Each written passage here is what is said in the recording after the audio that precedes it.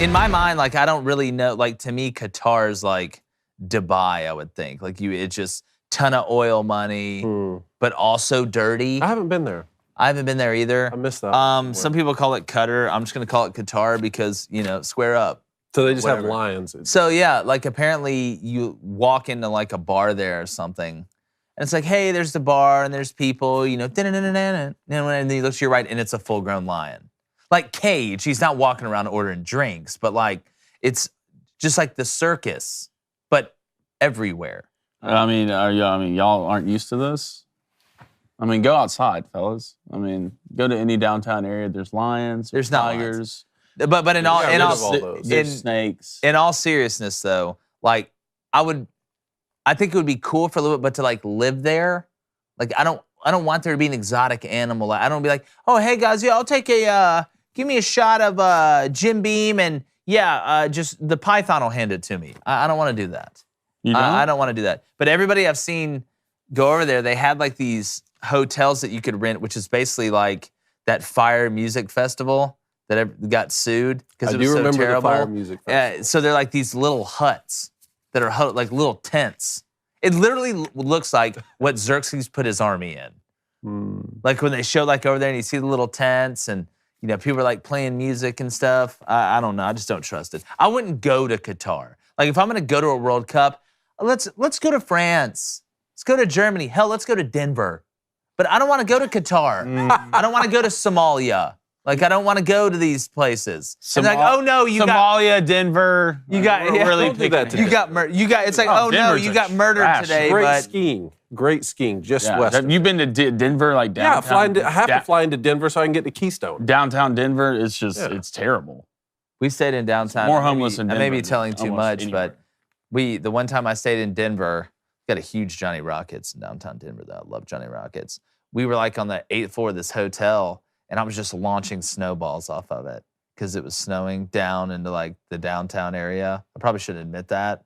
If they're looking for me, they're like, congrats, you got me. The snowball man. But no, I would not go to Qatar.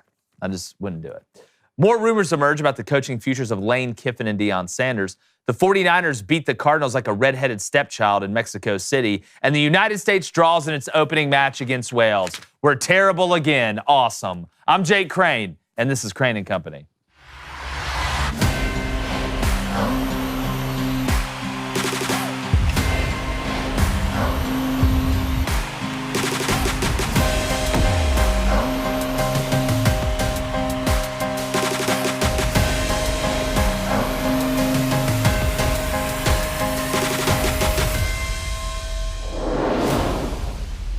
.247 Sports reported yesterday that Deion Sanders has been in contact with both Colorado and the University of South Florida about their head coaching vacancies. Now, while Colorado would be a nice landing spot for everyone, including primetime, the USF job would be the perfect fit. Now, some people forget that USF was balling way before UCF started their climb.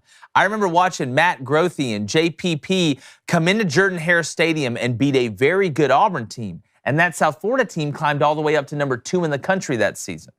Also, South Florida is the mecca for speed and athleticism, and the recruiting would be lights out for Prime and the elite staff he could put around him. Now, his accolades on the trail at Jackson State would be nothing compared to the sleeping giant that lay in Tampa Bay. The NIL money and the donations the university would receive would be off the charts, along with a national PR campaign that would be launched. To put it plainly, USF would be plastered all over the headlines across the country and beyond, and you can win there. There's also a more natural connection at South Florida, because kids know who Prime is all over the country, but especially down there. And if you are USF, with all this conference realignment and seeing your counterpart, UCF, going to greener pastures in the Big 12, the time to make a move is now. Oh, and they're also building a brand new stadium, and guess who comes to town next year? Nick Saban and the Crimson Tide. You know, the team he wants to play? It's basically going to be an Aflac commercial if he chooses this job. Now, it only makes sense that Prime would go to a place with prime real estate. And when it comes to football talent, that's no doubt. And there's also no doubt it's a match made in heaven. I'm going to bring in my co-host, David Cohn. It's Michigan-Ohio State week. Need I say more? Hate. Actually, say less. Leave the state off. Leave the state off. Okay. Interesting state of affairs. My brother, former Western State, Colorado wide receiver, and a guy I hope puts out a poll this morning because he forgot to do it yesterday. It's just rude when, It is rude to stoke compliments out. I hear man. And then my intro is just absolute. I hear things disgusting. like man of the people, and I'm, for us, by us, stuff like that. With us together. Yeah. Don't believe it when you throw the Booster Club under the bus like that. You basically Simon Birch the Booster Doesn't matter what you believe. It matters is my relationship with the Booster Club. Am I going through the chat right now? It's feeling great. Making amends. It's feeling great. I don't know. I feel like it's going bad. He's just saying that to save face because we can't see it. Again, I wonder how much that happens. But, guys, we're going to get to Lane Kiffin in a second, okay? But Deion Sanders, Colorado, cool job. USF, come on, man. You got IMG in the backyard, and that place has a ton of growth potential. A ton of growth potential. You'll have USF fans that didn't even know they were USF fans come out of the woodwork. But can you imagine the national PR campaign that would be launched with Deion going to USF? Now, on the other hand, Cone, he did say he was doing this and getting into coaching to help the HBCUs. That's the thing. And the first chance you get to jump, you jump. So you can't, I don't want to hear any high horse stuff anymore. Swack, I'm bringing the swacker back or whatever's going on. Your thoughts? Well, USF is primed for a turnaround. There you go. That's for sure. But, yes, I have been reliably informed from Deion Sanders himself that what's most important is staying at those HBCUs and staying there because that aligns with his character. So I can only take the man at his word unless he leaves and goes somewhere else. So it looks like, for now, he's the head coach at Jackson State. It does seem like USF, I'm not sure why Colorado is really being talked about for Deion Sanders right now. USF would be a perfect place for him. Yeah. But for the last couple of weeks, we've already been talking about that Deion Sanders could already get one of these big jobs. Blaine was saying he'd love for him to be the Auburn head coach. Some people were saying Georgia Tech, other big-time schools. So if you're Deion Sanders, why not just go ahead? If you can already skip that sort of intermediate level of like a South Florida and go straight to a big Power 5 job, why wouldn't you do that if you are going to leave an HBCU? Yeah, and I wonder, too, there's always the thought that it's a leverage play to get even better stuff at Jackson State. It might be at the end of the day. Who knows? But I'm with you. We've heard his name with bigger jobs, and if you can absolutely cut out the middleman, you'd want to do it. Blaine, give me in your mind, where could USF, let's just play a game of what if, a little hypothetical here, because that's what we knew. If Deion Sanders would go to USF, first recruiting class, where does it finish ranking-wise? Oh, man. Top 10? Mm-mm. You don't think top 20? 10? I'd say top 20. Top 20. I'd say top 20. Maybe not top 10 first year. I think he could get maybe top 10 next year. I agree. 5 slots, yeah. I agree with that. It doesn't, he got the number one recruit to go to where he is now. That kid's an NFL player. Travis Hunter. Yeah, Travis Hunter. Yeah, he's an NFL player. So this is what I was saying. If you're Nebraska, I don't see why not. You want to get back to relevancy? There's one guy who can get you there. You want to be a hot commodity in college football. Nebraska, you want to look sexy again? What do? You want to get prime. Go get prime. If anything, you can do what? Recruit. And if you can recruit, you can compete. Well, I'm just looking at because again, if you're going to take a job, there's a lot of stuff that has to fit. Obviously, the location is big time. But brand new stadium, I believe, is getting built. You host Alabama.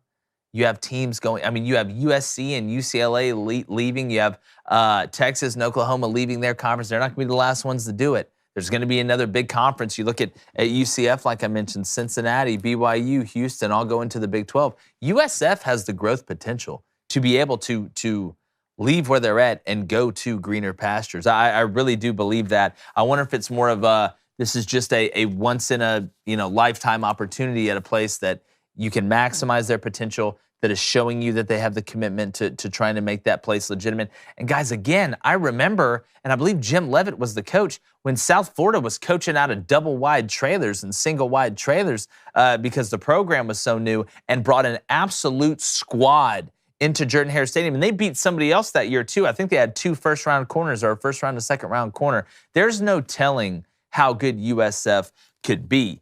But the biggest news of yesterday was the report that Lane Kiffin was going to be stepping down and taking the Auburn job. I believe John Sokoloff said on Friday, he was the first one to tweet it. But if this goes down, Blaine was the first one to report it. 4 days ago. okay, and got hammered for it. Now, does anybody really know what Lane's going to do? You got it from a good source. I believe in you, but I'm not going to believe it until he's at the podium accepting the job. But Paul Feinbaum tweets out, Auburn could have a new head coach named by Friday. Then this drops. The Egg Bowl is played on Thursday. So for everybody out there that's saying, why would he announce on Friday and then coach the Egg Bowl? The Egg Bowl is played on Thursday. And part of me really believes, because Lane was tweeting last night at Sokoloff and whatever, I don't think Lane wants to ruin a news anchor's career. I have a feeling that Lane is the ultimate troll on Twitter. Would not be surprised if Lane and Sokoloff were actually in cahoots on this thing, because Lane was trying to bury the guy last night. And I don't think Lane would go out of his way to bury that dude. Instead of just saying, no, this isn't true, he kind of kept going and kept going and kept going and kept going. The more this goes on, the more I think it's between Lane Kiffin and Hugh Freeze, and I'm starting to really think it's going to be Lane Kiffin and Auburn. But I feel bad for the players. I feel bad for the players. Because I've been through that situation when Coach Carr resigned and we didn't know who the next head coach at Michigan was going to be. And a lot of people were talking about Les Miles, and he was about to coach in the national championship at LSU. A lot of things were up in air. We had Kirk Herbstreit breaking the news that Les Miles was coming. It was just, it's a tough situation for these 18 to 22-year-old kids who, many of whom are about to play in their last football game ever. A lot of them aren't going to the NFL, these seniors here. And it's your most important rival that you're trying to get ready for on Thursday to go play the Egg Bowl. So, I don't know. I feel bad for the players. None of us know what Lane Kiffin's going to do. None of us know if, he's the ultimate joker. He's the Joker, man. He's the Joker. He's the Joker. He's 100% the Joker. So. What about the fit, Blaine, at Auburn with Lane Kiffin? I still, Hugh Freeze would be my number one. But the fit with Lane Kiffin and Bruce Pearl, I think some people think that Lane's persona on social media is how he is in real life, which is the exact opposite. Lane is somewhat more introverted than what people think. He's much more flamboyant on social media because he knows how to play the game. Him and Shane Beamer and Marcus Freeman and this younger wave of coaches, and yes, Lane is still in the younger wave of coaches. It feels like he's coached forever because he was the head coach of the Raiders and he was like 13. So he's been in there for a while. But from a fit standpoint, how do you think Lane Kiffin would fit in at Auburn if he does choose to go there? And I think he'd fit well. And congrats if you're right. I think he'd fit well. I mean, he's good on Twitter. I mean, there's nothing, I don't know, more popping, place than Auburn Twitter, to be honest with you. Him and Bruce Pearl together. So that'd fit in well. You got Bruce Pearl there. I think he'd be a good fit at Auburn. The more I think about this, and just I think it is Lane. I think Lane's saying this one, especially on Twitter last night, because one, he don't want to lose the guys for the Egg Bowl. I mean, you got to think too. A deal's been on the table for Lane for a couple of days now, so he could come out and say, "I'm not going to Auburn." Blase this, blase that. He could come out and say that if he didn't. I think this is done. I think Lane Kiffin's going to be the net head. So you think a deal? You think he's already been offered the job? Yeah, I think he's going to be a new head coach at Auburn Friday. I think this has been done for a couple days now. Really, I don't know if personally, I don't know if an offer has been made. In my opinion, I think he knows an offer's coming. I think there may have been a meeting last night between people at Auburn that matter that go ahead and make the offer. The timeline on this is just very interesting because it's a thin line to walk, because it's not just about the Ole Miss players. It's also about Carnell Williams and Auburn's interim head coach and what he's been doing. They want to give Caddy some more shine one more time, and I think it'd be crazy not to retain him. And I'm the same guy that sits up here and says, I feel like you need to give the new head coach autonomy all over his staff, but I think it would, on his staff in general, but I think it would be coaching malpractice not to keep Carnell Williams, not to keep Zach Etheridge. I think it would be absolutely coaching malpractice, especially a guy that still doesn't know Auburn like they know Auburn. It's a nice bridge, the bridge to Terabithia. Lane Kiffin, Terabithia, the bridge, Zach Etheridge and Carnell Williams. So it's going to be pretty interesting. But I'll tell you what else is interesting. All the other sports books, not named DraftKings, because it's interesting how not as good as DraftKings they are. You need to make sure you download the DraftKings Sportsbook app right now and use our code BOOSTER, BOOSTER, and you place a $5 bet on any NFL team to win their game, and you get $150 in free bets if they do. That's only at DraftKings Sportsbook, all right? But you got to use the code BOOSTER. Minimum age and eligibility restrictions apply. See show notes for details. And guys, My thing with DraftKings is, and we talk about this, the same game parlays is one of my favorites. They were one of the first people to do it. You know, the more legs you add, the bigger the boost, the bigger your shot to win big. Easy and fast payouts. Like I said, Reed hit that bet for $1,200 the other day. Got the check within less than a week. It was first-class mail. Opened it up. She took a picture with it. That's how excited she is. Very lucky to be marrying the fiance I was. She's like, this is a big moment as she was opening. I was like, yeah, it's a big moment. Your first parlay hit. Because she's done like some 3-game parlays and gotten 2 out of 3 legs or whatever. And she's, she went 7-3 out of 10 bets in the NFL this weekend, but we happened to parlay it, so they didn't hit. Thanks to the New York Giants, she'll never forgive you. And believe me, that's a wrath. You have no idea what you've done. But DraftKings is the best one to do it. All right, the best sportsbook to do it. It's not even close. That's who the Booster Club uses. And we may have some more big announcements with DraftKings coming up in the future. But Blaine, speaking of the future, what is the Booster Club saying? All right, let's go to Brad David, $5 donation. What's up, B-Rad. Brad? I don't know if you can all tell, but there's a new contraption. Yeah, I like that. I like that. I'm going to go side with it. Okay, it doesn't flip like that. So, all right. Okay. Well, nice try, though. Proud of you. You know, you got to try it out. Cone, if y'all would have beat Ohio State in 2006, do you think y'all would have matched up better against Florida than Ohio State? It's a good question. I was doing research on this yesterday because I'm writing an article for the editorial team here. And, you know, Coach Schembechler gave us that final speech that Thursday before that game. It's hard to say because we went and played so poorly against Southern Cal in the Rose Bowl, and the Buckeyes really got blown out by Florida. So it looks more and more to me after I examined that game that Florida was going to be the national champion. Now, that's the game where Ted Ginn Jr. ran the opening kickoff. Ted Ginn Jr. ran the opening kickoff back, and you thought the Buckeyes may run them, you know, and ended up being the other way around. Just Urban Meyer down there with Chris Leak. That was Tim Tebow's freshman year. That was just a really special team. And remember, Southern Cal lost to UCLA in that final game to put them in the Rose Bowl. And I remember Coach Carr because the talk was everybody was hoping for a rematch. Even before the game was like, man, Michigan, Ohio could be a rematch in the national championship no matter what happens. We did go on the road. We lost by 3 in the Horseshoe, and Coach Carr came in and said, boys, we're going to the Rose Bowl. And the whole room was silent. And he was like, hey, don't be like that. Never, ever be ashamed to go play in the Rose Bowl. Yeah. It's the granddaddy of them all when you're at Michigan. So either way, it was one of the coolest experiences of my life. First time in California, but you know, Brian Cushing and the boys are they play pretty good football.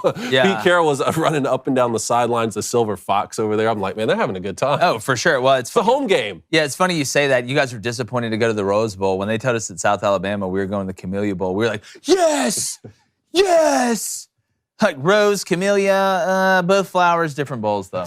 All right, Laura B says, Blaine, I think you do a great job with the chat. Laura, I think I do too. Boy, I think I do too, Laura. I appreciate you. Amazing. You know, sometimes you just need positive words, especially early in the morning. So, Laura, I think you're right too, and I appreciate that. Texas Ed says, breaking news. Joy Taylor is stepping down from her current job to take the position of the new host at Crane & Company, and they have announced Crane & Company has It's a Lane Kiffin joke. Yeah, no, that would never happen. You have to actually have original thoughts here.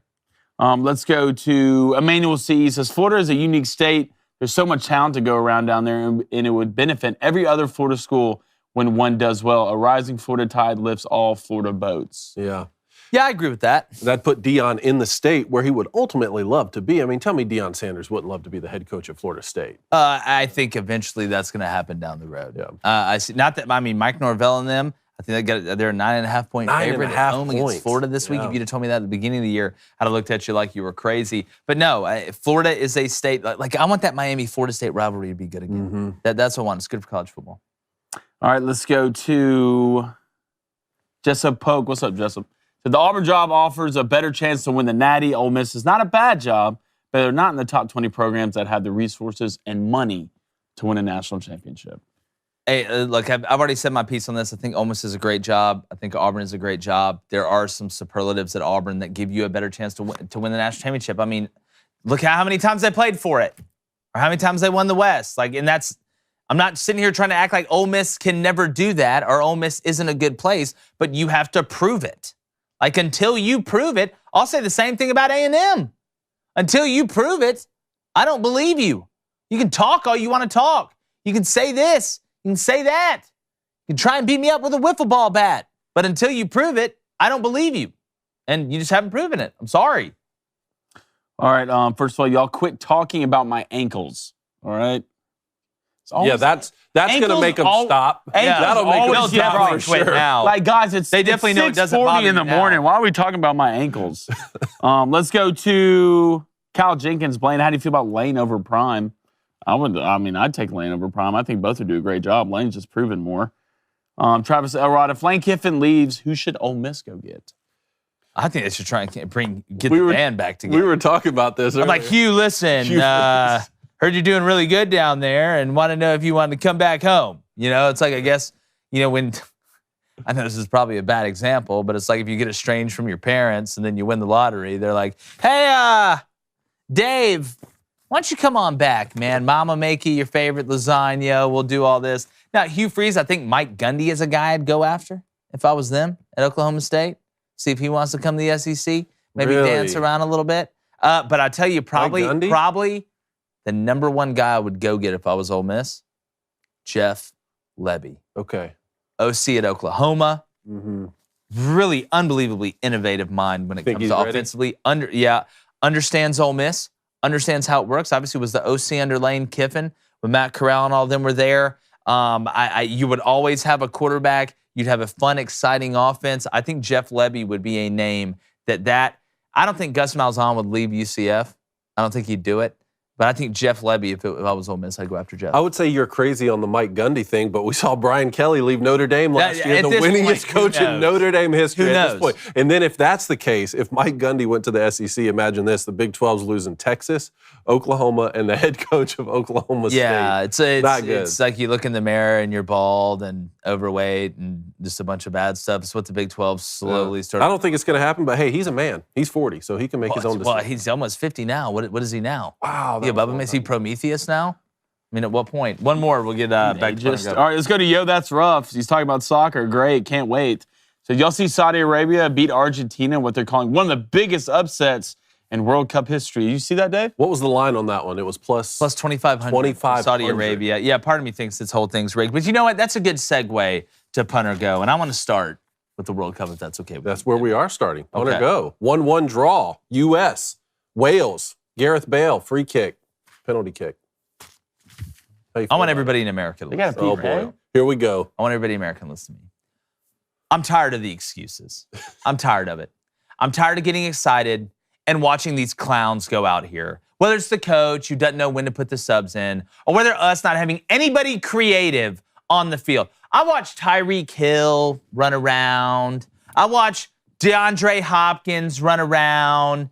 Lamar Jackson, Josh Allen, these guys. And we can't even score more than a goal. And this is why nobody takes soccer seriously in our country. This is why nobody does it. You want to know why? Because you never give us a spark. You never give us any hope. You want me to tell you what I'd start? I know Zimmerman's one of the best defenders we have. That's a sad, sad story in itself. If you're going to choke it away and give away a penalty kick to Gareth Bale in like the 80th minute with a 1-0 lead, what are you going to do in the knockout stage? There needs to be accountability. If I'm the head coach, the minute that game's over, Zimmerman is on a plane back to the United States and getting audited by the IRS the minute he touches down. Everybody. Ancestry.com, the thing, audit everybody. There needs to start being repercussions. And before anybody gets upset, you think that's bad? Imagine what Qatar's goalie had to deal with. Who was waiting in his room? You know, which one of the guys from Assassin's Creed was waiting up there? It's pathetic. We're pathetic at this. Pulisic is just okay. He's like Diet Landon Donovan mixed with Clint Dempsey, A&M. We're a joke. I'm sick of it. I don't know how we're going to beat England. We're not winning the gold anyway, but this is just a great way to segue to my plan. Give it to me. You want me to fix it? Let's go ahead and play the clips of it. Let's play the clip of our one goal. Play the clip of our goal. Enjoy it. Fired up in the house. I'm excited. Maybe we figured it out. We're the second youngest team there. Maybe we're young enough to know we're probably not going to play good. Then you commit a penalty in the 80th minute, Zimmerman.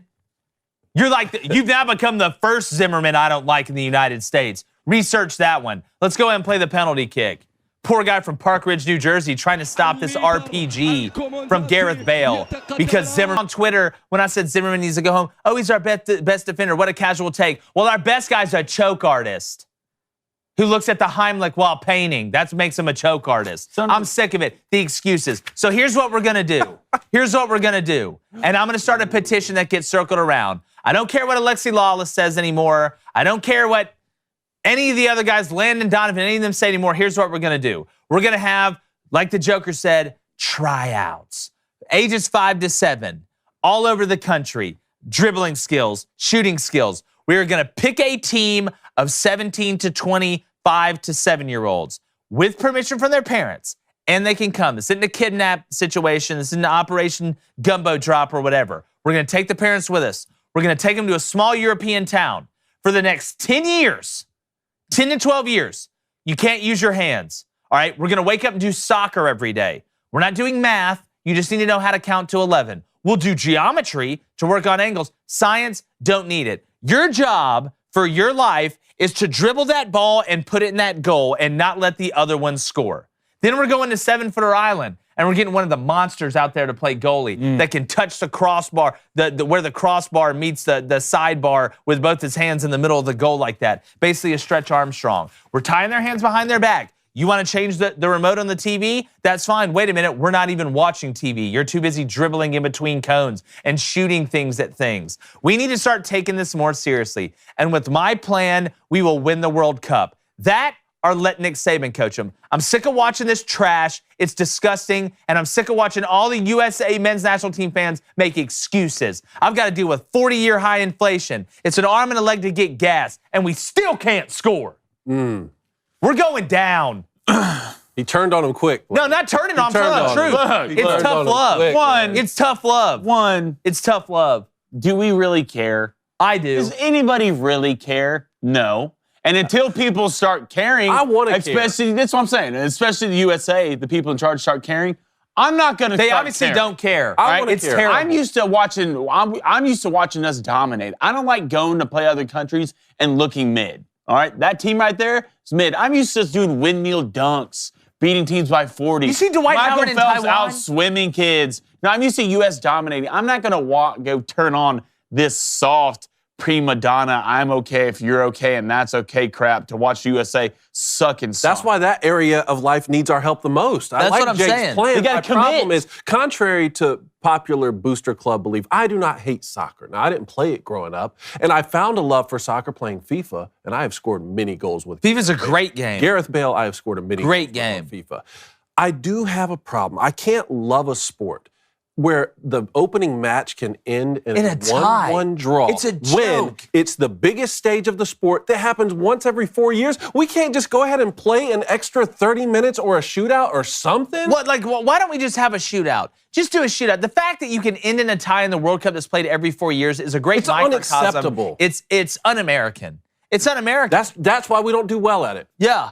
I mean, we don't understand the concept that it's okay to tie. And I can't stand us. I hate that I have to root for us in soccer because it's so bad. And I'm sure in the comments, let the excuses fly. Let them fly because that's all we do is make excuses when it comes to soccer. That's it. I'm almost done talking about it. Let me do it.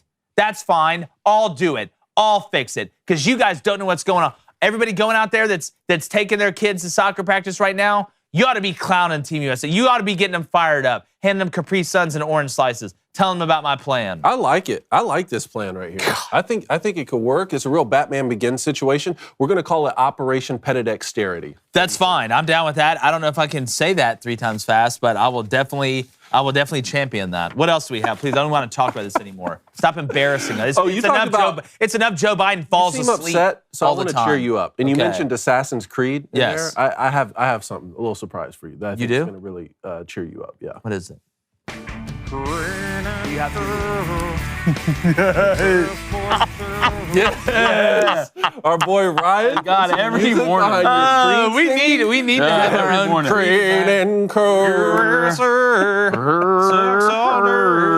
Right. Next one, Monday Night Football, boys. The 49ers, 38-10 over the Cardinals in Mexico City. La Ciudad de Mexico. Is Cliff Kingsbury going to get fired?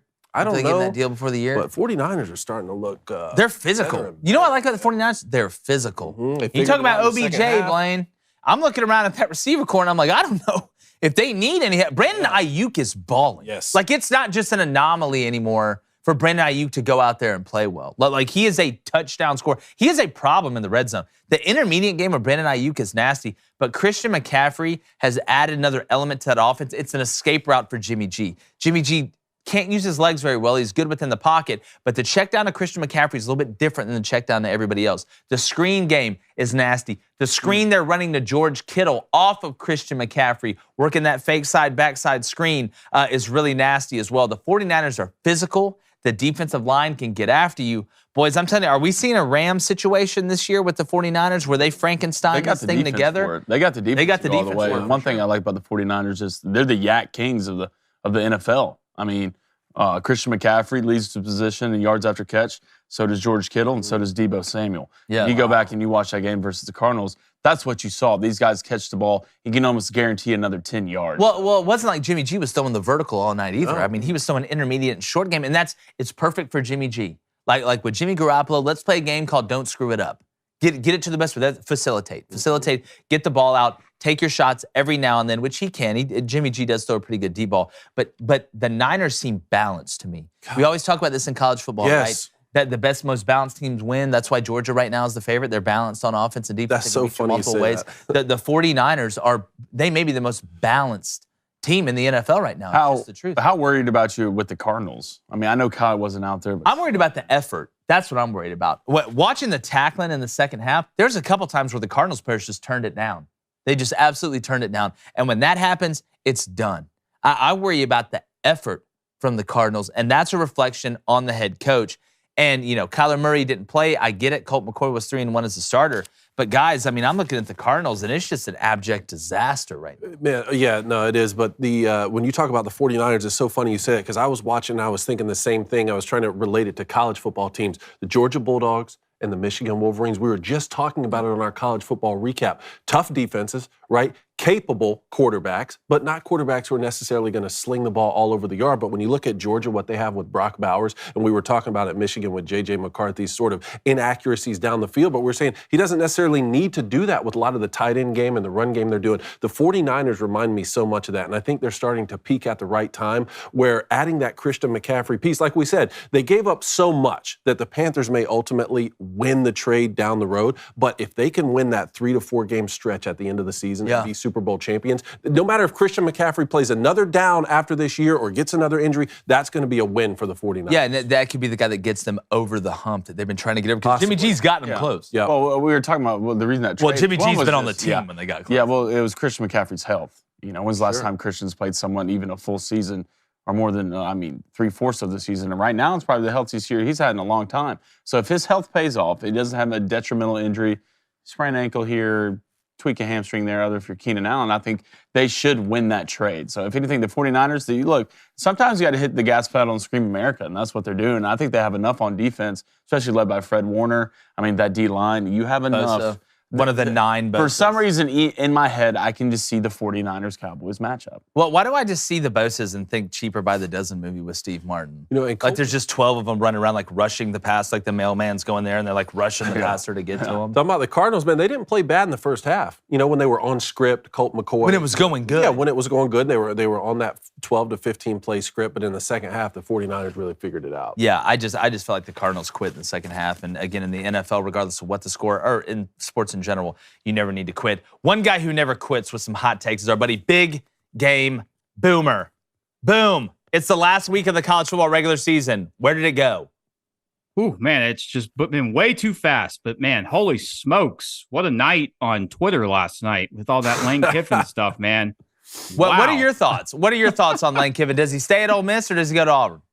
I mean, I think he's going to end up at Auburn. I really do. I don't think – why would that reporter, local guy, jeopardize his career, basically? Yeah, and make that statement.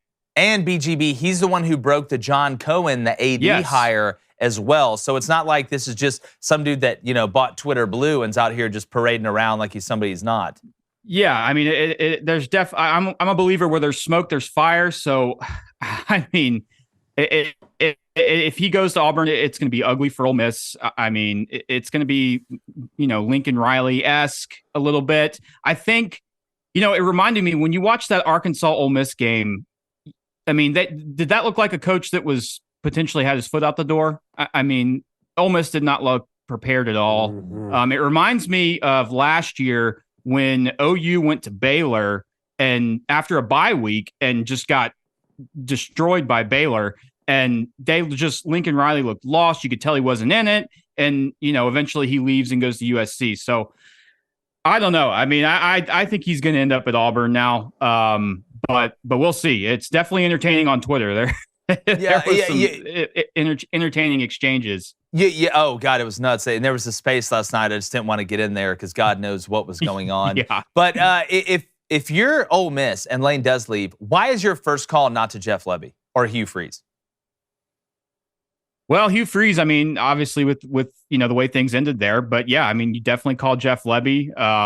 I mean, go down the road to Jackson State, see if Deion Sanders is interested. I mean, it's a good job. I mean, it's an SEC job, so it's a great job. Ole Miss is a great job. I honestly, to be honest, I like Ole Miss. I like Lane Kiffin at Ole Miss because I feel like he used to be the villain in college football with how he left Tennessee to USC, went to Alabama, kind of rebuilt his image, and he's become kind of a lovable character in college football at Ole Miss. And I just feel like, man, if he goes to Auburn, it's really going to just kind of dark. People are going to look at him back. differently. Yeah, Auburn's going to be like back. The bad boys. Yeah. But it is rivalry week, boom. And we thought, man, why would we not come with a list of the top 5 best college football rivalries? And here's what I want to say, kind of the criteria. And we talked about this a little bit. Obviously, it needs to be somewhat bitter. You want the bitter rivalries, but the ones that are competitive right now, and we've seen in the past be competitive. So it's not like one thing, like the most hated rivals, like the top 5 most hated. It's kind of a amalgamation's a word I like to use at least once a week to make people think I'm smart, of coming together to see which one of the best ones. So let's go ahead and pull yours up. I want to see what yours is. Okay, here we go. Okay, we got a little difference in the back, and I like this. So you have the Iron Bowl first. Obviously correct. That's 100% correct. It's 100% correct, David. It's 100%. You got Michigan, Ohio State second, which is also 100% correct. And Boomer, you went 3 for 3 in my opinion. All right, you got Texas and Oklahoma third, the Red River Shootout. That's what I call it. Shootout, yes. Yep, and then at fourth, you got Clemson, South Carolina, which, Clemson's dominated that recently, but that is a very bitter rivalry. I think some people don't realize. It's a 365-day-a-year rivalry. Yep, then you got bitter. Ole Miss, Mississippi State, number 5. Just go through kind of the superlatives of this and why you had them there. Yeah, so I've 5 Ole Miss, Mississippi State, the Egg Bowl. I mean, regardless of how good either team is, it's always just fun to watch. Those schools hate each other. So a little bit with Clemson, South Carolina. Those 2 rivalries, I feel like, regardless of how good the teams are, it's always just a fun game. I mean, I was at the, I think it was the 2006 Clemson, South Carolina game when both teams were like 5-5 playing for a bowl game, and that brawl happened. It was one of the biggest brawls I've ever seen. It was wild. I mean, they hate each other. Then they tried to stomp each other out. Yeah, it was brutal, man. But like the top 3, I feel like I put the top 3. They're the best rivalries in college football. Maybe not the most bitter, but it seems like these 3. There's always like national championship. There's always something big on the line for these rivalries. I mean, OU Texas. Usually both teams are very good. Michigan, Ohio State, it's like, it seems like every year they're playing for the Big Ten East championship. I mean, I think that Michigan State is more bitter than Michigan, Ohio State, but Michigan, Ohio State's the best rivalry because both teams are always very good. And then Alabama, Auburn, it's the spectacle of college football.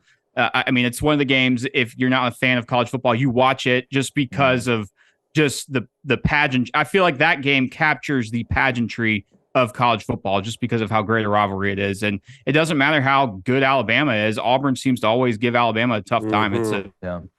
It's a great rivalry.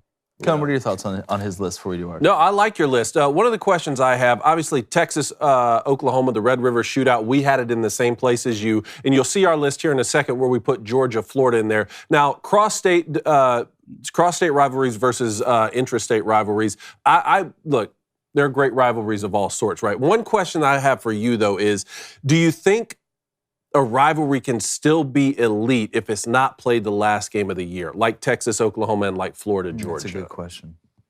Yeah, I think you can. I mean, the OU Texas, it's the first weekend of October every year. I mean, it's basically like Michigan, Ohio State, just at earlier part of the year. I mean, have you guys been down to Dallas before for the Cotton Bowl?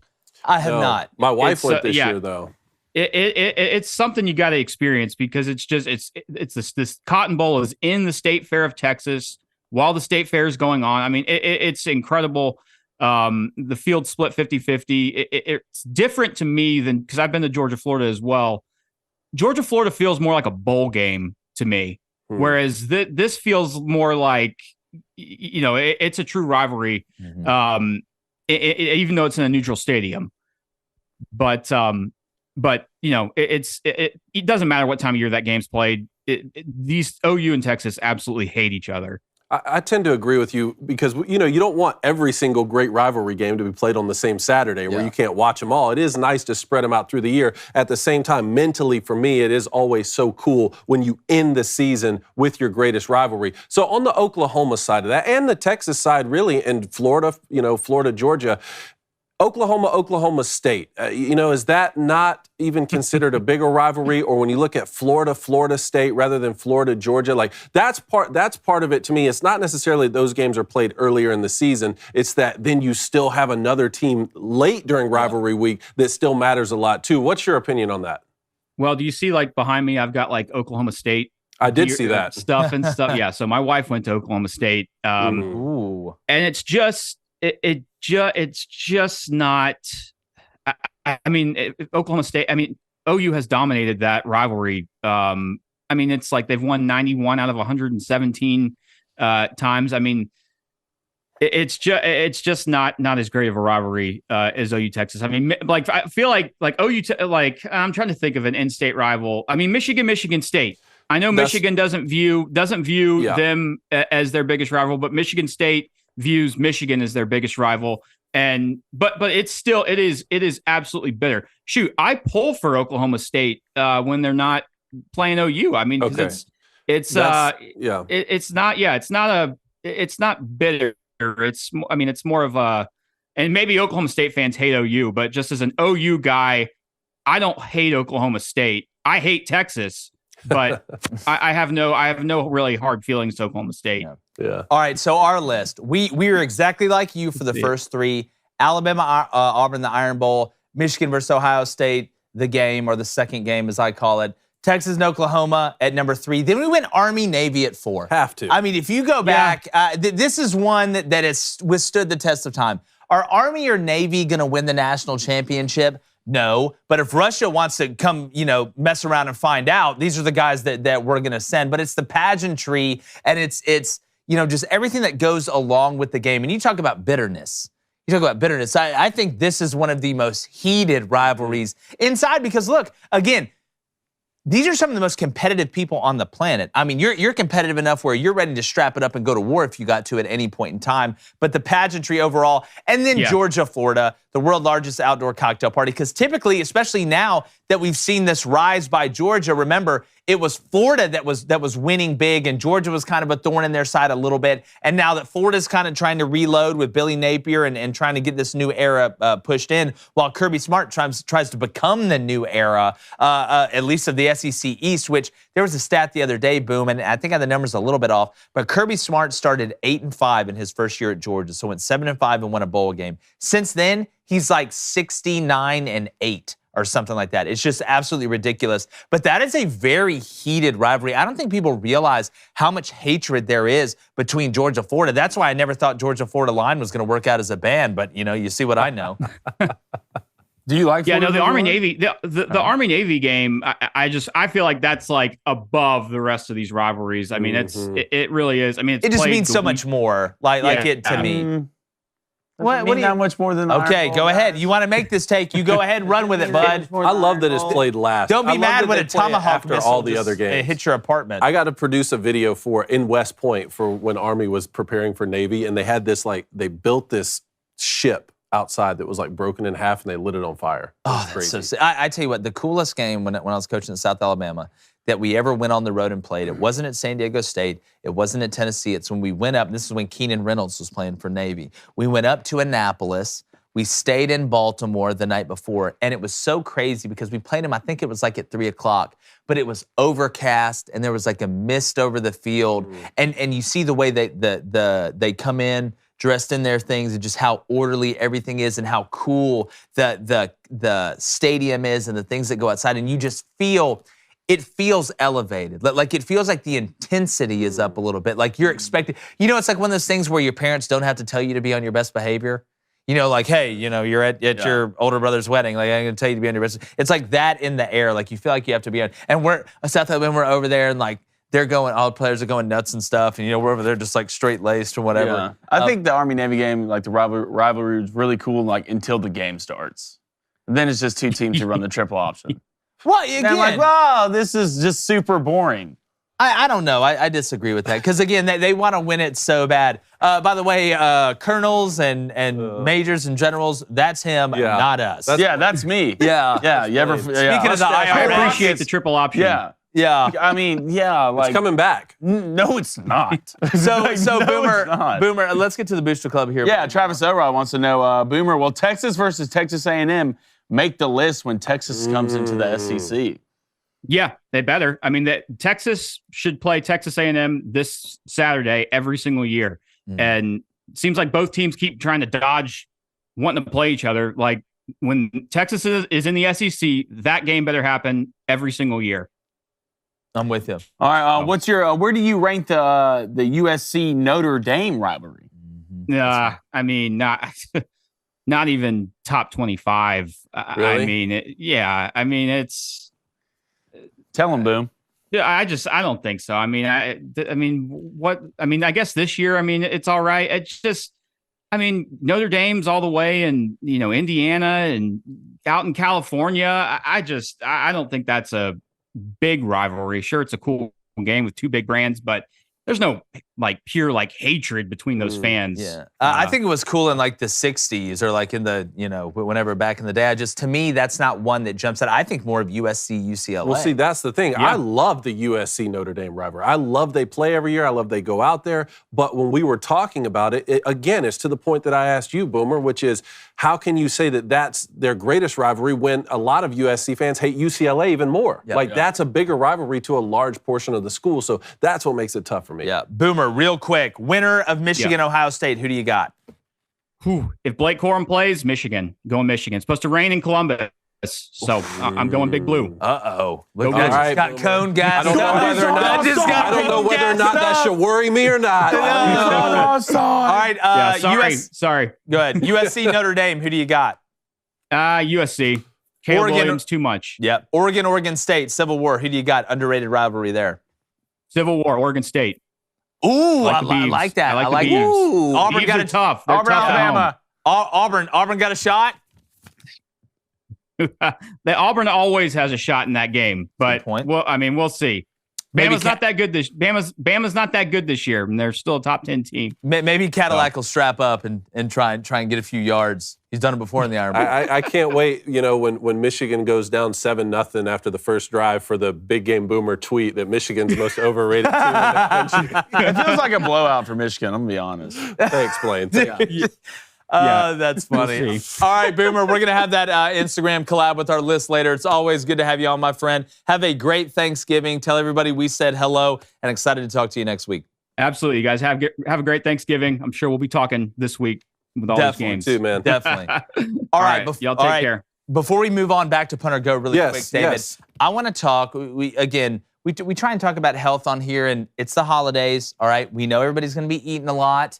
We know everybody's the pecan pie is going to be flowing, right. Sweet potato casserole, but we need to make sure we still stay in the regimen and you can reclaim your health and arm your immune system with convenient daily nutrition. It's just one scoop in a cup of water. I'm talking about Athletic Greens, guys. One scoop in a cup of water every day. That's it. It's super duper easy. Then guess what? Go eat a whole turkey by yourself. You're going to be fine. All right, Athletic Greens, to make it a little easier, is going to give you a free 1-year supply of immune-supporting vitamin D. That's like 200 packs of Sunny D and 5 free travel packs with your first purchase. All you have to do is visit athleticgreens.com/Crane and Company. You got to put that and in there, A-N-D. Again, that's athleticgreens.com/Crane and Company to take ownership over your health and pick up the ultimate daily nutritional insurance. Cone, recovery, focus, aging, gut health, nervous system, immune system, energy. Rita started taking it. Yes. She can already notice the difference. I'm telling you, it's this. I know people say, oh, you read ads, you got to, say all this stuff. We really use this product. Like I'm telling you right now, Athletic Mine's Greens right is the over move. there. Legitimately, Athletic Greens is the And move. my dad started getting my dad on it like I was Papa telling you about. Cones on it? Papa Cones on it, yeah.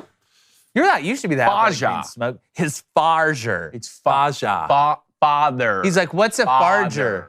It's like, it's his father. Oh, his father. Athletic Greens, man. Athletic Greens. This is America. Greens This is up. America. Your immune system has the right to bear arms. It does. You bear arms with Athletic Greens. That's exactly right. Fantastic. Speaking about bearing Fantastic. arms. You want to finish punt or go over there? Let's finish it. Wandale Robinson out with a torn ACL. No.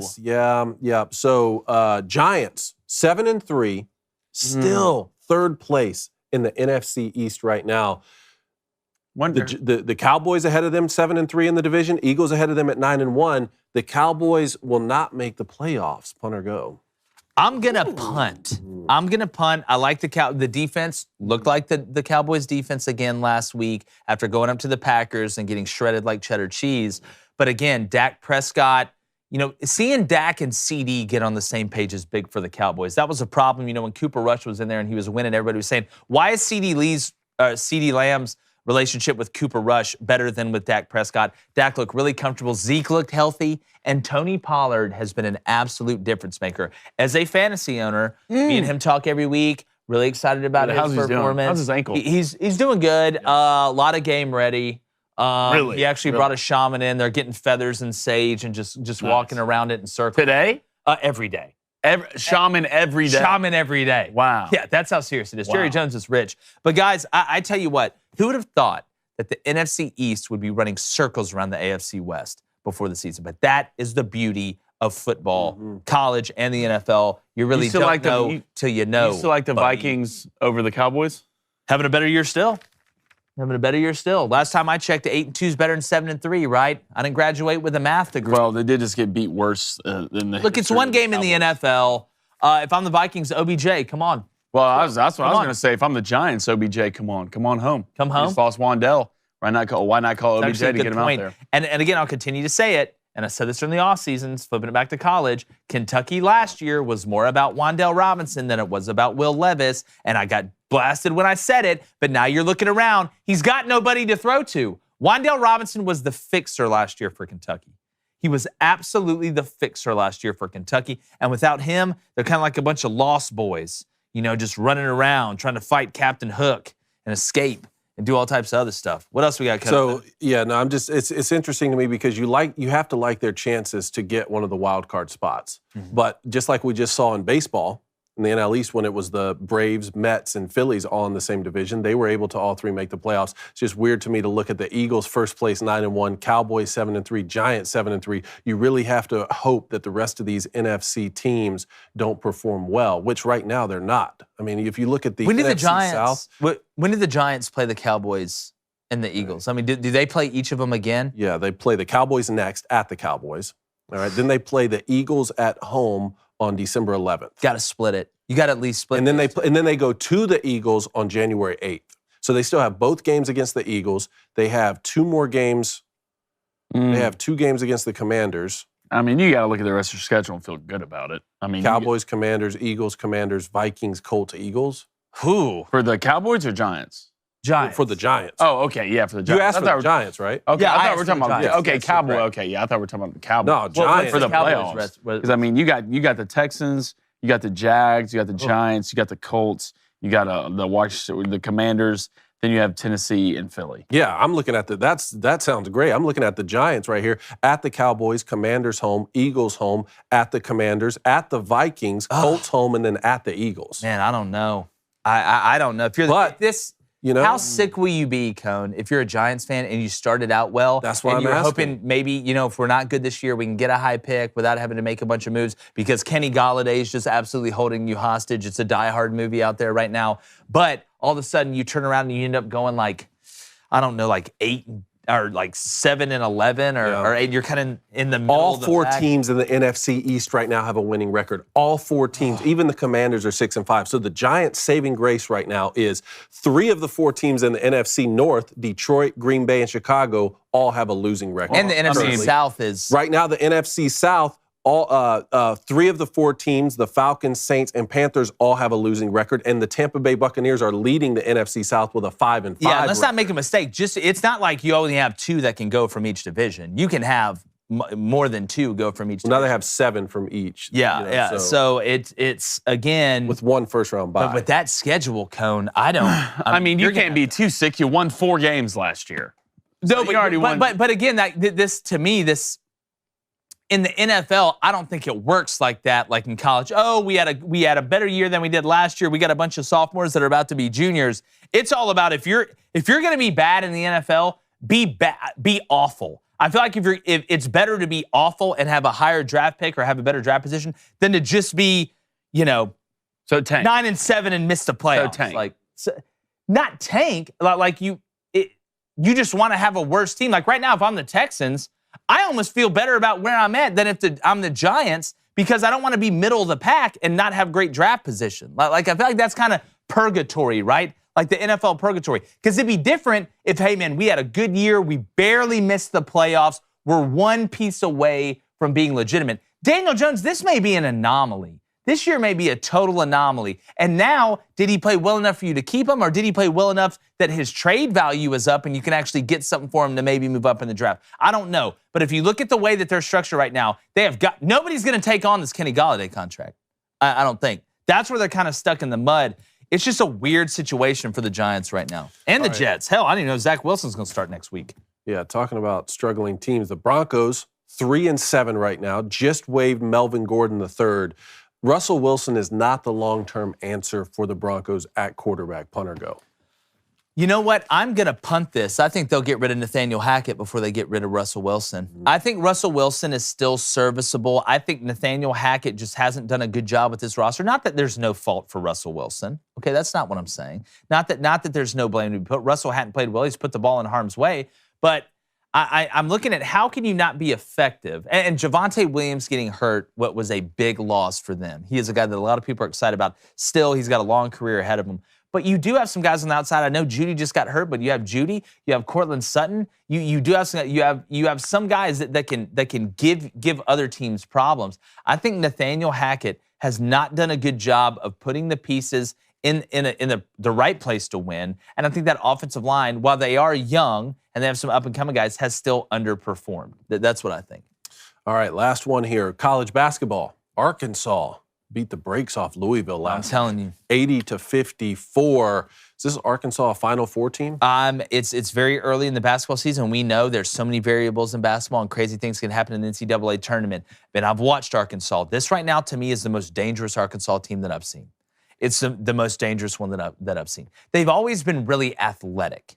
Eric Musselman always has guys that could jump out of the gym. But this team seems to be ahead of schedule a little bit, and they seem a little bit more dangerous from 3. There's a better rhythm. It doesn't feel as much like backyard park ball than it does is they have an identity and know who they are. I mean, from a rebounding standpoint, these guys are longer than a Harry Potter book, man. Watching Eric Musselman and the position he puts these guys in, it just seems like early on, and we've seen teams fall off cliffs, we see teams climb up cliffs, but it seems like early on, Arkansas, to me, is the team to beat in the SEC. Especially after watching the way Kentucky performed against Gonzaga. It seems like this is the same old Kentucky. Shooting's on and off, but they don't have that dog in them. But this Arkansas team is dangerous. And I tell you what else is dangerous? Not Russell Wilson, but not having a will. All right, you need to take 5 minutes today. You need to go to epicwill.com. Use our promo code BOOSTER. That's BOOSTER to save 10% on Epic Will's complete will package. That's epicwill.com. Use promo code BOOSTER. If something were to happen to me, I don't want the state to decide where my stuff goes. I don't want the state to decide what happens to me medically. I don't want the state to decide what happens to my kids or what gets left to who. I want to be in control of that. It is so simple and easy at Epic Will. I don't care if you're single or if you have a family of 4. If you haven't got this done, you need to get this done. It's really, really easy. Cone, we've already got it done. Yeah, no, and like I said, I was going to have, we have a couple more coming up for Christmas. I'm going to have my brother help. I'm going to help him with his, and we're going to time it out just so we can show people how efficient it is. It's too important not to do with what's at stake. That's exactly take care of your family. Yeah. Well, I have it done as well, so I didn't know y'all two were the only ones who had it done. I also have it done as well. You haven't got yours done? Yeah, I did. Ben had it done, but hey, don't worry you about did have it done. Don't worry about asking or anything. But yeah, get it done, guys. It matters. Don't give yourself up to the state. I mean, hashtag who do you trust? Not these guys. Not these guys. Who are you leaving your mustache to? That's the real question. I can't tell you that. It's gonna be like an Indiana. It's gonna be like an Indiana Jones movie. Getting blamed. All right, Booster Club, what's up? Emmanuel C with a $5 donation. Thanks, Appreciate Emmanuel. that. E-Man, he says, where would you rank the UNC Duke basketball rivalry amongst the football rivalries? Which football rivalry would rank behind the Duke UNC basketball one? I feel like we got to separate basketball and football rivalries. They're just too different. I think North Carolina and Duke's the best basketball rivalry that there is. Yep. I mean, if we were going to compare, compare that to the Iron Bowl, I mean, that's tough. I mean, Duke's like 13 minutes away from North Carolina. I mean, you can throw a rock and hit the campus. It's that close. And then Auburn and Alabama's only a couple hours away from each other. I think it's hard when you start to commingle those things. But Duke and North Carolina, without a doubt, in my opinion, is the best basketball rivalry. I agree with that. And it's right up there in terms of greatest college rivalries. I think college rivalries are the greatest rivalries in sports. I think they are too. One thing I say, though, is football teams play once a year. Yes. And that really matters. Basketball, they do a home and home, 2 games per season. We may start to see that as the college football playoff comes up. You may have Auburn and Alabama play more than once in a season in football. But to me, when it's just one out of every year, that's I didn't even think about that. If they take away divisions, you could have Auburn play Alabama for the SEC. You could have them play 3 times. You got them play in the season for the conference championship, and then both could make the college football playoff. I can't handle that. That's I can't. That's bad for my health. Let's go to Steve's Action Figure Frenzy, $5 donor. I appreciate it, Steve. So he says, can we at least make an argument for the Ohio State-Michigan rivalry being number 1? Come on, Cont, stick up for the rivalry. Look, I have allowed this over here, to percolate. The booster, see, by him saying that, the Booster Club already knows. I don't need to just jump in and defend the greatest rivalry. It clearly is. Maybe just Steve. The greatest rivalry. Maybe only Steve. Just Steve. No, there's a lot in there. Is that the poll today by chance? Who am I supposed to- let's put it at the Booster Club. Let's make the poll. What's the greatest rivalry? What does Bobby Boucher's mom say? You expect me to stay at home all day with Steve? It's 30 minutes in the show, Dave. I can't make a new poll. But tomorrow? Are we down for that poll tomorrow? No, you've been slipping on the polls, man. My poll's already been out. What you mean? I missed one day. Don't say things. Hashtag build a bridge and get over Yeah, it. don't say things like that live on YouTube. You afraid to put it to the Booster Club? What's the greatest? I already made a rivalry? poll, Dave. It's 7:30. I didn't know there was only one poll we could make. Well, look, I'm all for YouTube getting it better. Or the daily, the thing about it, the Daily Wire tried out a poll. I could do 2 polls. There you go. Could fix it. Billy Two Shoes, Ooh. $5 donation says, Appreciate Billy Two Shoes. Ole Miss tailgates are overrated. No barbecue, just cold cuts and chandeliers. Whoa. I'll say this about Ole Miss. They've never lost a party. And when it comes down to, let's just say, scenery, Ole Miss is top 5 in the country if you can smell what I'm stepping in over here. Travis Elrod says, Blaine, my 6-year-old Owen is watching with me the show this morning. Can he get a shout out? What's up, Owen? What's up, Owen? What's up, big dog? What's up, brother? Let's go to his Daily Wire chat. Baby Soar's dad says Daniel Jones maybe for MVP this year. Yeah, of what? Just our producer's heart? Yeah, and he also says, what do you think about the Vikings trading for Kenny Pickett? The Vikings trading for Kenny Pickett. For Kenny Pickett? Yeah. No, that'd Trading be way what? too big of a risk. What are you going to give up? Who are you going to give up? The Home Depot. What are you going to send him, Adam Thielen and a washing machine? Next. That washing machine's good. Yeah. That's a new Got washing Monix. machine. Let's go to DCY says, which rivalry game has the highest chance for an upset this year? I mean, it's hard for me to say Michigan, Ohio State is an upset because it's like 2 playing 3. To me, that's not an upset. I'll give you one. Oregon State and Oregon. Coach Jonathan Smith. Watch out for the Beavers because they give a damn. Write that one down. Let's go to Lincoln Metz. What's up, Lincoln? He says, what if Anthony Richardson transfers to UGA next year? Oh, Wow. please no. Don't let that happen. Well, then we have to take Georgia, Florida off of our grade. Well, then I know who we're sending over there to battle the Russians. There's no way in hell you're getting past those guys or stopping Anthony Richardson. Anthony Richardson behind Georgia's offensive line, That's not fair. You can't do that. Like, that's when we know when David Stern, the NBA, would come and be like, nope. Chris Paul, you're not going to the Heat with LeBron. At some point, you got to put your foot down. Like, if I'm Greg Sankey, it's no, we can't allow this to happen, guys. I don't think it would help. The only quarterback who can win a championship at Georgia is Stetson Bennett. That's what's been proven. Stequavius Bennett. That's the saving grace. Again, I mean, him and Buck Bellew, only two I've ever seen do it. All right, one more, and then we're going to get to mailbag. Let's go to Nate Y. He says, hashtag Ask Crandon Company. He says, I'm in an NHL limbo, guys. He needs a team. Which bandwagon should I hop on? Flyers. No, Flyers. Not Flyers. Predators. Nope. Flyers. Nope. Flyers. Where's our Predators jersey? Flyers. A Predators jersey right there. Oh, okay, good. Right it's the Preds. All right. We need some help. Okay, we need some help. I'm trying to use my magic. Y'all need to some Nash help. Vegas to try and help. You know who needs some help? The Flyers. The worst team in the NHL. That's who needs help. Quack. Quack. Quack. Quack. Quack. Quack. Quack. Go Preds. Quack. All right. Oh, but talk about hockey, though. You might want to hop on the New Jersey Nets. Our boy Will Haight on New Jersey Twitter. Nets? The No new, way, they hey, got a hockey I team? meant the New Jersey Devils. Sorry, 13 straight wins for the New Jersey Devils. Young squad. 13 straight wins. That's I didn't fact check it, but that's what our boy on Twitter God, said. it's just hard for me to root for a team called the Devils. Ooh. Well, I'm gonna look it up now. I could read for him. Cody Nason 95, hashtag Ask Cranico. Would Jackson Dart follow Kiffin to Auburn? I don't know if people saw this, though. Or maybe it's just me and my imagination. But did anybody see Lane Kiffin look at Jackson Dart and said, if you keep playing like this, you're not coming with us? No way. Dude. No one saw that on the sidelines? No way. The No way. The running back was right there, way. looked at Jackson Dart and said, if you keep playing like this, you're not coming with us. I'm not just making this up. Cone, can you look up to see if there's a clip of it? I'm on it. That would have been all over. It was all over Twitter. New Jersey Devils officially 13-game win streak on the ice. All right, now I'm on what is it? Jackson Dart. There's no way he looked at him and said that. There's no way. All right, Cone. Let's get to mailbag really quickly. All right, let's get to it.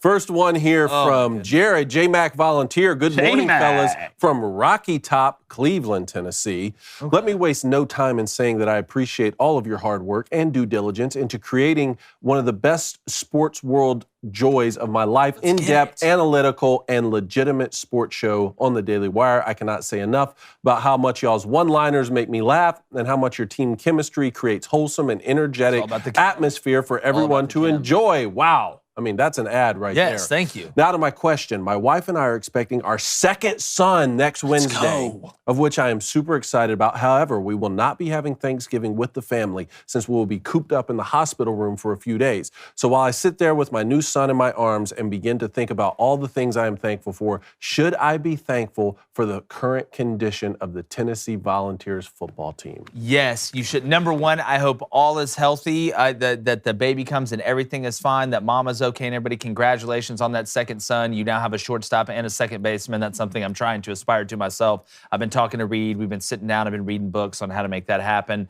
Yes, you should be. I talked about this with Hendon Hooker yesterday. Tennessee needed a spark.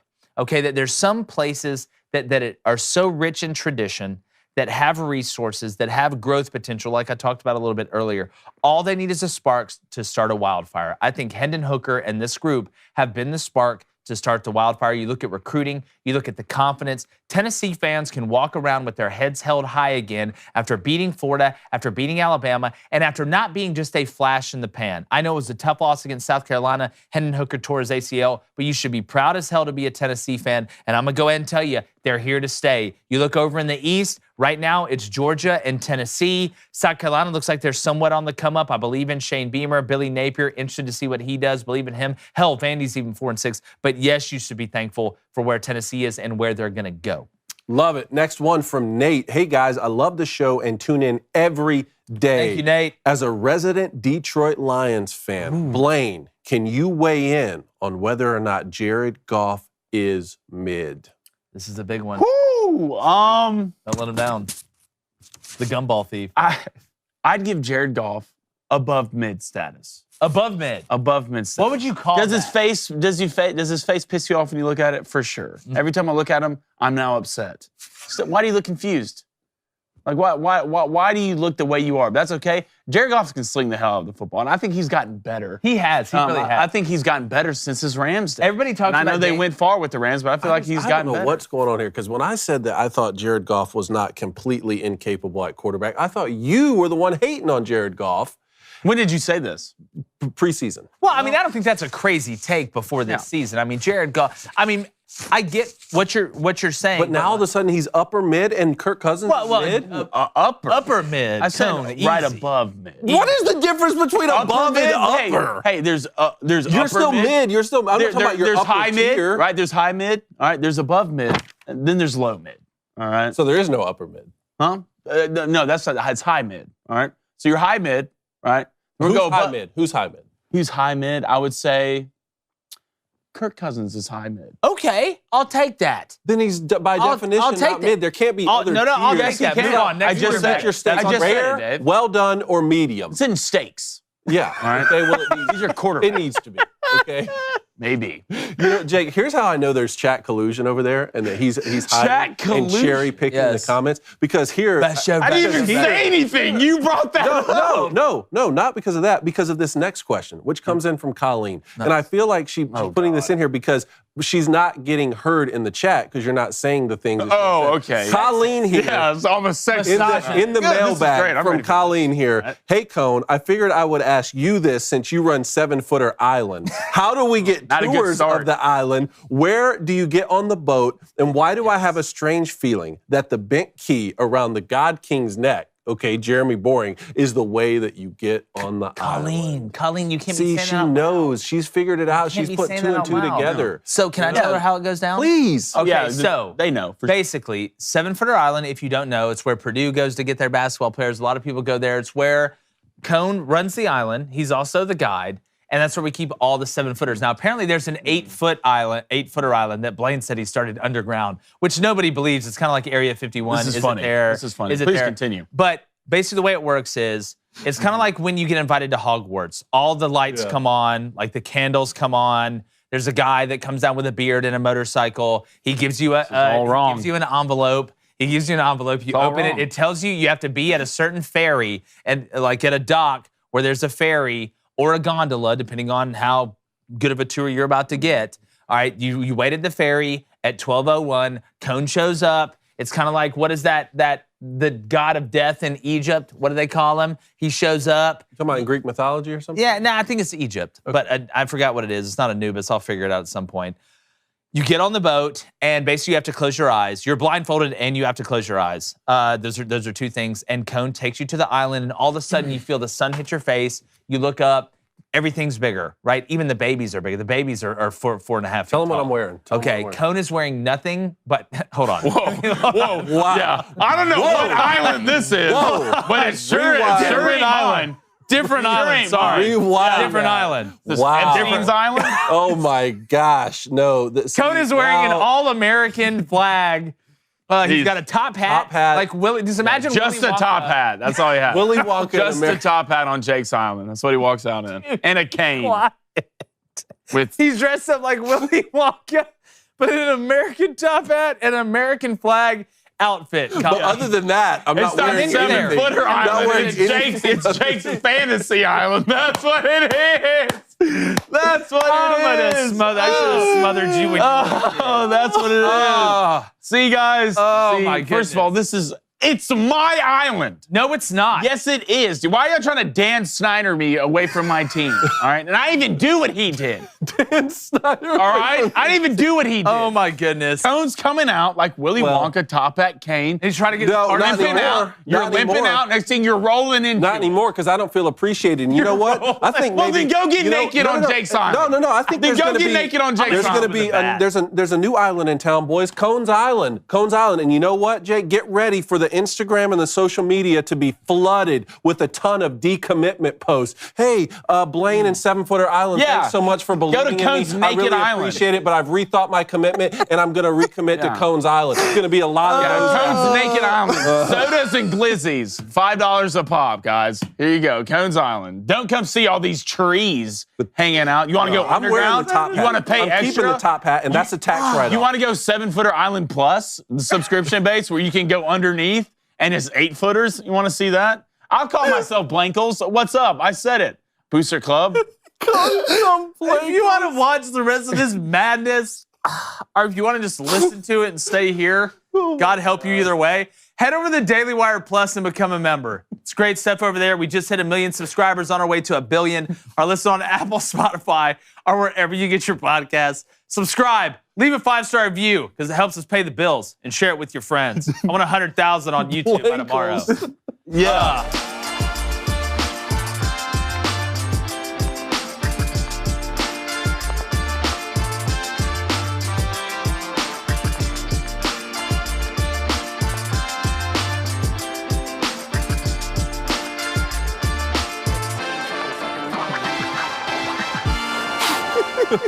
What's up, everybody? We're going to go and hit this Booster Club leaderboard. Johnson TC is 9-0, There we fellas. go. There we Come go. on, man. When's the last time we got a Hall of Famer? From Y'all set the Valhalla. bar too high. Valhalla. Also, by the way, if you subscribe to Daily Wire Plus and you prove it to us in the chat, we'll put your name on the board too. $100 donations and or subscribing to Daily Wire Plus.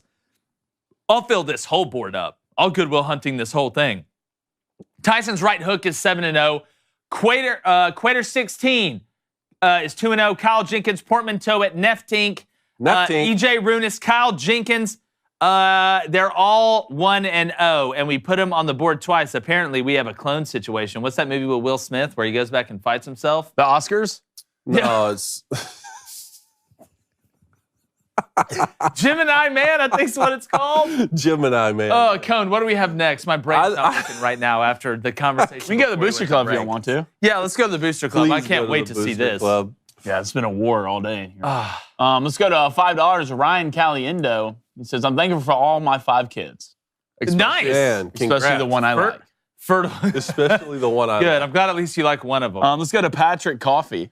Oh, wow. $10 donation. His brother Ronnie Donuts. Hashtag Ask Crane Company. What are y'all's thoughts on Florida commit being dropped for Yeah, I saw this. Did you see that? I almost said something else. Also, cranberry sauce is a Yankee creation. Don't see any pictures of the Pilgrims with cranberry sauce. That's exactly right. You saw pictures of Instant Pilgrims? death sentence if you had. They had cameras back. They had cameras back when the Pilgrims were alive. I didn't know that. That's a good point. Here's my thing on the quarterback decommitment, because not decommitment. Florida pulled his offer. A Caucasian male named Marcus Stokes, 4-star quarterback that was committed to Florida, videoed himself rapping lyrics and said, basically the Voldemort of our time, the word you can't say, especially if, you look how Marcus Stokes does. Shouldn't say it anyway. My thing is this. He came up with an apology and Florida pulled his offer. It's just not smart to say. It's not good to say. Like in no world or realm do I think that's acceptable to say, whether you're rapping along to something or anything like that. It was just not a mistake by a young kid who needs to learn from it and grow from it. And he did put out an apology, but there's some stuff you just can't say, and it's an unbelievably disrespectful thing to say. And I think we can all agree on that. It's a bad situation. I hope he does learn from it, and I hope he gets a chance to play ball and don't let it define him. And he admitted that, Florida was right in pulling his offer, too. He said, good on Florida. But I agree with you at the end of that, too. I hope that he gets a chance to play ball somewhere and goes and becomes a better teammate. Yeah, I think he will. I think he'll learn from it. All right, let's go to Quaid Akins. He says, if you need a hockey team to root for, the Edmonton Oilers are the only answer right now. No, it's the Predators. Best 2 players in the league and a passionate and slightly toxic Connor McDavid. fan base. Connor McDavid is so God. good, He's basically a penguin.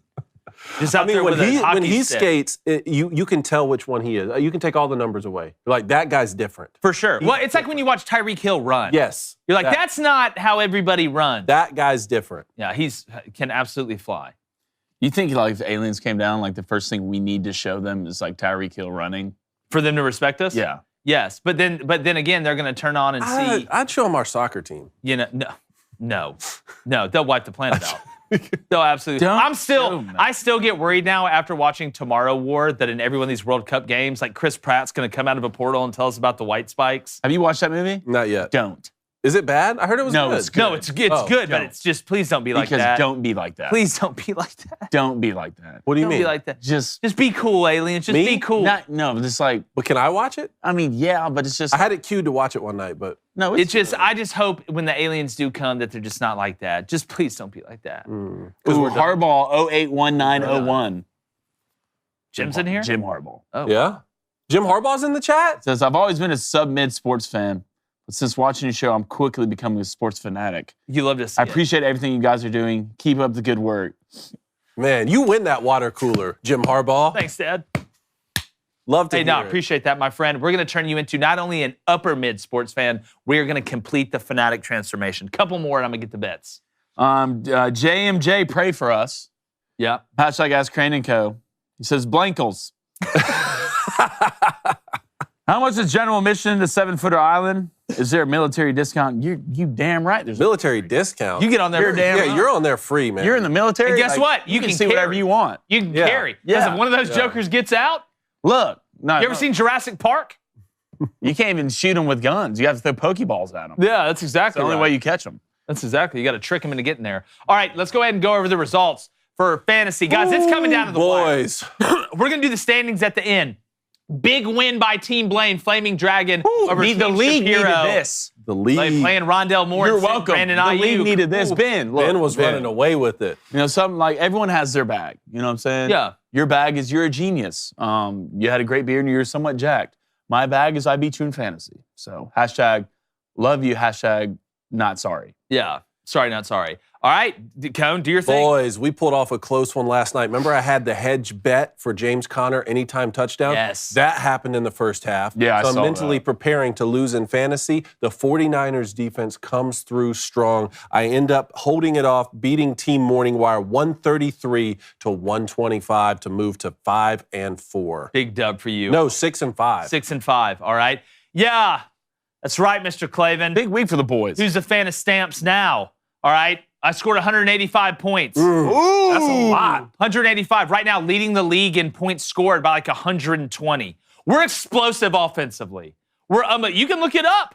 Go ahead and look it up. After this week. I'm looking at all the tiebreakers. All you were right. like 5 We're going to go to the points in standings. front of me. Team Knowles beats Walsh. We want Walsh to go to that WNBA game so bad. Team Morning Wire needs to figure it out because we all want to see Walsh go to that WNBA game and have to sit courtside. What is a woman? I don't know. Go watch one of those games. Here's the standings right now. All right. I know it's kind of tough to tell a little bit from the graphic, but Shapiro's in first, okay, at 8-3. I believe that's right. Read the standings, Mike. Yeah, read the That's standings. right here. Shapiro's in first, 8-3. Jake in second, 7-4. Clavin in tied for second there at 7-4. I am next at 6-5. Blaine's right there tied with me at 6-5. Knowles is below us at 6-5. Sweet Baby Game 2-9, and Morning Wire 2-9. It's a dogfight to get for those 4 spots. Huge week this week. Make sure too you can find all the standings and everything at our landing page. We'll put that on social media later so you can keep up with it. Huge week this week, fellas. You know who's playing who. I got Cone. Here we go. I got Walshy. What do you think, Playing clinches? Walsh? Is it 8 wins? You think getting think or it's got to be getting 9, right? 15 weeks. 15 weeks, so 9-6 probably gets you. So the thing about it is like this, the 4th spot will probably come down to points. I think, yeah, well. I would think it'll probably come Yeah, down. well. Again, getting in the lab. I'm gonna be every honest day. with you. If I make it in the playoffs without Cooper Kupp, guys, I'll be excited. You're already That'll be setting a up the feat. excuse. That's not an excuse. That'll It's be real quite a life. feat. Thank you, David. Well, I need Jamar Chase to come back strong. When is he coming back? Not He this should be. He week. said he's said- out they for said 6 he- weeks. He should be out. They said it could be this week. No. It could be. No, I heard next week's what I heard. Well, but I mean, how effective would he be if he came back this week? Well, not effective at all. Pretty so you need to wait effective. till next week. Jamar Chase. I think Okay. he's gonna have the biggest week of his season when he comes Who are back. you think playing, so? Blaine? Who you got this week? Walshy. You got Walshy. Good. I hope the Ravens score 1,000 points. He's projected to beat me, and I have all my players out there. Oh, let that happen. Don't blow it. Don't be the one that makes Walsh not have to go to the WNBA. Yeah, we need him to go. Yeah. Well, tell him to sit some guys. No. There's I'm a not big gonna loser tank. here. We're not going to tank. I don't this want to thing. hear that, Mr. Tank. You literally talk about tanking earlier. We're like, well, we're going to tank, but not tank. No, that And nobody ever next thing you said know, that. there's multiple tanks. All right, yesterday hit my college basketball parlay. Pretty excited Did about you? that little 4 or 5 teamer. I can't remember. Want to say thank you to Arizona, Florida State, Fordham, Belmont, and Kansas State. Thank you, guys. Wait, you had Arizona in your parlay last night? Yes. How'd they play? They look good? Pretty good. They beat Cincinnati. I think it was 91-80. Didn't Louisville get slaughtered? Louisville got walked, man. Kenny Payne is just getting the pain brought on him. Because I have Arizona. I have Arizona in one of mine, so I want. Look, Arizona stays ready, except when they get to the tournament and then panic. Here's what I got tonight. It's the MAC. I'm betting it one MAC, one college basketball. Okay, close your eyes and throw a dart. That's how you bet the MAC. Give me Ohio money line. And give me the Ball State, Miami, Ohio, over 44 together. That's plus 153. Then college basketball parlay. St. Bonaventure, UC Davis, Auburn, Jacksonville State, and Cornell, the geniuses, all money line at plus 228. Probably out of it right now. May have to make a huge unit play and just play a game called Let's Guess and hope it works out. But could be a big night tonight. Cone, what do you got? All right, 1-1 last night. I am not betting for or against Bowling Green anymore because I don't know what's going to happen. So I'm going to take the Bowling Green, Ohio over. That's the Bobcats, by the way, Blaine. The over at 55, minus 110. And then I want a little 3-game parlay for college basketball here. Arizona, Texas Tech, and Auburn, all to win, and that's plus 137. Feel good about Auburn. They're playing Bradley. If you can't beat one guy, I don't know what to say to you. Texas Tech playing a Louisville team that we just said is 0-4, but then Arizona, number 14, takes on number 17, San Diego State, and San Diego State had a big win over the Buckeyes last night, so I don't know. San Diego State, best college basketball, best player they've ever had? In basketball? Yes. Oh. It's 3. No, don't put a clock 1, on me, dude. Don't put 0. a clock. Kawhi Leonard. Kawhi Leonard. Yep, Kawhi Leonard. Kawhi Leonard. All right, so Blaine, what do you got? Give me I'm gonna go Miami, Ohio money line. I believe they're minus 140. Playing against Ball State at home. Miami, Ohio has won the last 3 times at home. Really? This game. I also like the under in this game. But second bet, give me Ohio Bowling Green over 54.5. Bowling Green can really air it out. So can Ohio. Ohio has one of the worst secondaries in college football. And then give me the under in the Ball State Miami game, and that's going under 48.5. I'm going to parlay those two to a plus 195. All right, baby Cone. Wait, 54.5 on, is that what? Over. You got that? So can I get 54.5? You want 54.5? David? Sure, let's do it. Let's go 54.5 right here. 54.5. All right, Sergio, you heard it. Over 54.5. I don't know if those odds changed because I did go. Well, we did it before. I did go down. But there were no alternate lines on DraftKings, right? Because I couldn't find any. Because I wanted. There was no alternate lines. So it must have just moved after you. Yeah, it's probably when you looked at it. You looked at it right. Yeah, let's do that. On. All right, baby Cone's gonna go Miami, Ohio money line minus 146, and he's gonna take the LA Kings. I love not the gang, the hockey team. Money line minus 105. Baby Cone 35-31. David's Papa Cone's 35-31, and Blaine's 34-32. It's gonna get weird down here at the end. By the way, tell everybody what happens if you ended up being right about Lane Kiffin. What you're gonna do? Well, a couple things. One, I'm gonna ask for a lot of people's playbooks. Probably over 300 people's playbooks. And I'm thinking about whether or not I'm just gonna go down the comment thread after I said that and specifically call people out, because at some point what people say has to be judged. All right, you have to be judged in the eye of the public. You'll be judged in front of the Booster Club, which you should be, and you'll be judged in front of 3 beautiful, handsome, extremely smart men, as in us 3. Yes. There's 3 people who know where Lane Kiffin's going. Like, realistically, it's Lane, probably God, and it's me 4 days ago. So I'll say that. So what do they get to do if you're wrong? They can do whatever they want. They can shame him, shame me in public. I mean, you can throw tomatoes at me, I'm not gonna run from this. All right, I'm not gonna run from this because in the last 3 days on Twitter, even BGB said it, have been phenomenal, guys. They really have. Have been phenomenal. You get to see both sides, just the swamp of both sides come out and show themselves in the sun. And it's been beautiful. Whether right or wrong, all right? What a journey. It's not about the destination, Dave. It's about the journey. It's about the journey. Exactly also, right. What about this paintball situation? I don't want this hanging over me week after week. Are you going to shoot? I waited 2 weeks to get pied in the face. Well, but you said, remember, if it doesn't happen that week, then it's void. Remember? Well, apparently that didn't matter, right? Exactly. So can you? That didn't matter, me? huh? Can we get this out of the way? Yeah, I don't want to shoot you during Thanksgiving week. You want to get shot during Thanksgiving week, Dave? I don't want to get. You want me to sneak you? You know, just keep. keep researching, find the best. This will never happen. It'll never happen. No, for sure happen. But this is how I want to do it. All right, this is how I want to do it. I want to make it like a little video. I make a little video like I'm like camera in front. I'm walking into it like, hey guys, here at Daily Wire. We talk about serious stuff, but we have fun too. And then someone comes up, gives me the paintball gun. I shoot you. Next thing you know, I keep walking. So there's a Black Rifle coffee right there. I drink it. Tell buddies something. That doesn't sound fun. Doesn't sound fun. It's not a Jeremy's Razor commercial. Here. Well, what does it mean? It can be like it. I don't think it's not fun because you get shot with a paintball. Yes. Well, it's not going to be fun regardless, Dave. It's not going to be fun. It's not going to be a good time for me. So at least let you have fun? I'm going to have fun. You lost the bet, so I deserve to have fun. You deserve to lose and have a terrible time. Golly, I tell you what. Are we going to do a side bet for ours? Can I get pied in the face, man? That's the best bet ever. First off, I don't want to hear anything from either one of you. What are we doing after what happened to me? The atrocity that happened to me with the one-chip challenge. But let's get to the poll before we poll. All right. Should you put this poll comes from your fiance? Really? Should you put your Christmas tree up before Thanksgiving? Oh, no. That's such a good one. Because no. The Booster Club's going to say no, 64%. I just had this conversation with Darby Lou last night. I do not want Thanksgiving to be overshadowed. At the same time, I'm on board with Thanksgiving as a holiday, Christmas as a season. I love Christmas as well. I'm torn on this, boys. I'll say they said yes, it's fine. It's fine to put it up. No, 71%. Okay, yeah. There they go. Good about it. They do not want Thanksgiving to be overshadowed, and I can get behind that. Yeah, I think there's logical arguments on both sides. Yes. I'm with you. Michael Knowles, on the other hand, he's not a big fan of Christmas trees before Thanksgiving. Is he not? He's like, why don't you just put Easter eggs out?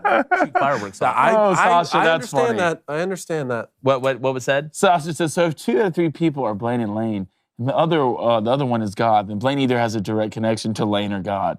Whose money is on what? Boy, hadn't talked to Lane in a while. Me and God are tizzy. Yeah. All right. Appreciate you guys. Make sure you subscribe. Hit that like button as well. Turn that notification bell on. And also go to the Daily Wire Plus and subscribe. Remember, if you let us know you did that, we'll put your name on the board. We really appreciate you guys. Follow us on all social media, TikTok, Instagram, Facebook, all the other ones that they have too. Faceback, which is a great new app. You can tell people's face by the back of their heads. Work. Unbelievable. It's definitely going to work. And until next time, and like the chances of it being cool to put your Christmas tree up before Thanksgiving, we're going.